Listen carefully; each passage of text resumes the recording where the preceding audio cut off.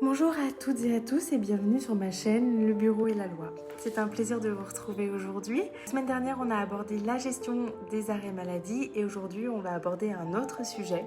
Donc si vous êtes dirigeant d'une TPE ou d'une PME, il y a une situation que personne n'aime vivre, c'est un salarié qui se blesse au travail. Donc on va aborder les déclarations d'accident de travail. C'est des moments où tout va très vite. Donc il faut gérer l'urgence, rassurer le salarié, organiser le secours et en parallèle, l'employeur doit respecter toutes les obligations légales qui peuvent avoir de grandes conséquences pour l'entreprise. Donc dans cette vidéo, je vous propose d'aborder tous les bons réflexes lorsqu'il y a un accident du travail, les erreurs les plus fréquentes à ne surtout pas faire et surtout comment sécuriser vos démarches. On va commencer par définir ce qu'est un accident du travail. Donc avant toute chose, rappelons qu'un accident du travail, c'est défini par le Code de la sécurité sociale qui considère qu'il y a accident du travail quand il y a un événement soudain survenu par le fait ou à l'occasion du travail et qui entraîne une lésion physique ou psychologique. Donc concrètement, si je devais vous donner des exemples, c'est par exemple une chute dans les locaux de l'entreprise, coupure lors de l'utilisation d'un outil, un malaise pendant le temps de travail ou un accident lors d'un déplacement professionnel. Ça fait partie d'un accident de travail. Donc il y a deux éléments qui caractérisent un accident du travail. C'est un événement qui doit être soudain et qui doit avoir un lien avec le travail. Donc le premier réflexe que vous devez avoir lorsqu'il y a un accident qui est signalé, c'est pas l'administratif, contrairement à ce qu'on peut croire, c'est de prioriser votre salarié. Il faut sécuriser les lieux si le danger subsiste, faire intervenir le secours si c'est nécessaire et orienter les salariés vers une prise en charge médicale adaptée. Ça peut sembler évident, mais dans le stress, il y a beaucoup d'entreprises qui pensent immédiatement aux formalités administratives. Or, la santé du salarié passe toujours en premier. Le deuxième réflexe que vous devez avoir, c'est de noter les faits sans les interpréter. Donc, une fois l'urgence gérée, vous prenez quelques minutes pour recueillir toutes les informations essentielles, à savoir la date, l'heure, le lieu, les circonstances précises de l'accident de travail et éventuellement s'il y a des témoins. Mon conseil, c'est que vous écrivez uniquement ce qui est constaté. Vous évitez toutes les suppositions ou les jugements. Par exemple, vous n'écrivez pas « le salarié était imprudent », vous indiquez simplement les faits observés, à savoir « le salarié déclare qu'il s'est coupé », par exemple. Ces éléments seront précieux pour la CPM quand elle va ouvrir une instruction. Le troisième réflexe, c'est de respecter les délais de déclaration. L'employeur, il dispose en principe d'un délai de 48 heures, hors dimanche et hors jour férié, pour déclarer l'accident du travail. C'est souvent là que se trouve le stress de l'employeur. Elle s'effectue au moyen d'un CERFA que vous pouvez trouver de partout, mais en parallèle, vous devez aussi, et ne surtout pas oublier, de remettre la feuille de soins aux salariés. La feuille de soins, elle va permettre aux salariés de bénéficier d'une prise en charge de ces soins sans avoir à avancer les frais et dans les conditions prévues par la réglementation. Vous avez un doute.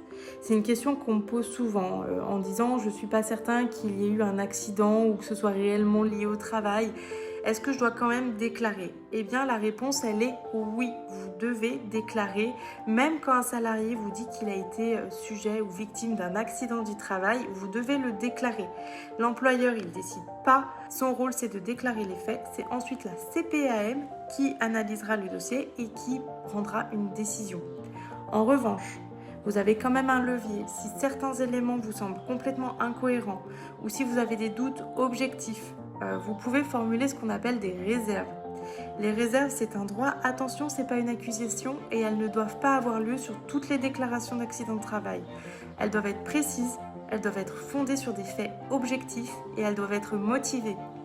Par exemple, l'absence de témoins, les versions contradictoires ou un doute sur le moment et le lieu de l'accident peuvent